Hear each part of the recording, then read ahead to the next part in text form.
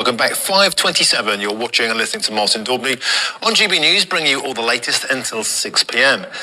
Now, schools in England have been told there is no general duty to allow children to change their gender identity.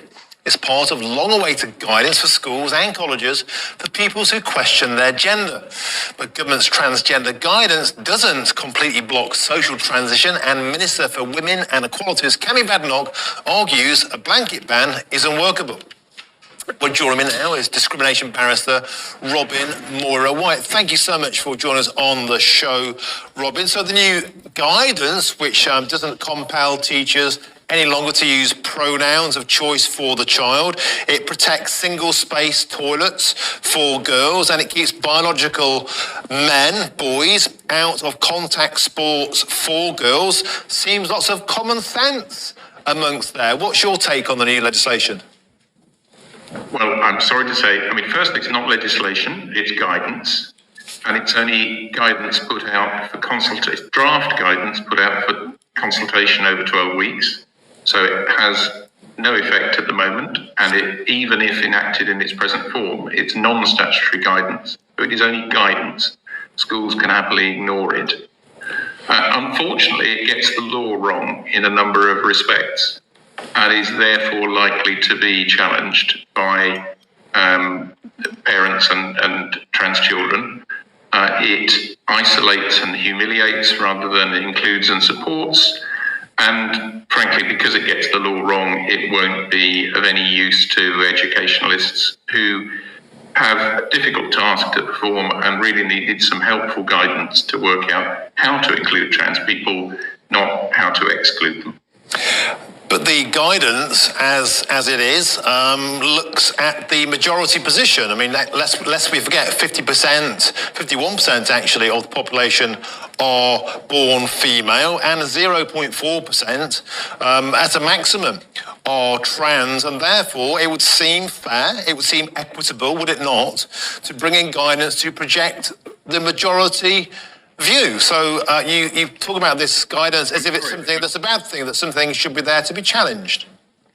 Well, if we're dealing with the rights and accommodation of a minority, which is what this guidance specifically deals with, then it needs to work out how to include and properly support the minority.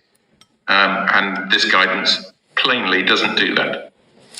So do you think we should set up our society, our laws, our rules to protect a tiny minority of people, and rather than to protect a great majority of very concerned parents? There are legitimate concerns, particularly around protecting girls' toilets, single-sex toilets. There are legitimate concerns around protecting girls from biological males in sports. You must concede these are valid concerns for a great many parents. They are concerns that are expressed by a number of people. Frankly, what they've been used as is a wedge to run a culture war by a government who finds it appropriate to stamp on minorities. If we're going to look after any minority, then we focus on how we include that minority, not how we exclude them. But we should also protect the vulnerable, and young girls are vulnerable. And if young girls are saying they don't feel safe in toilets or in contact sports, where again, biologically superior, bulkier, biological males clattering into them and causing them damage, as we have seen, they also deserve protecting too, surely.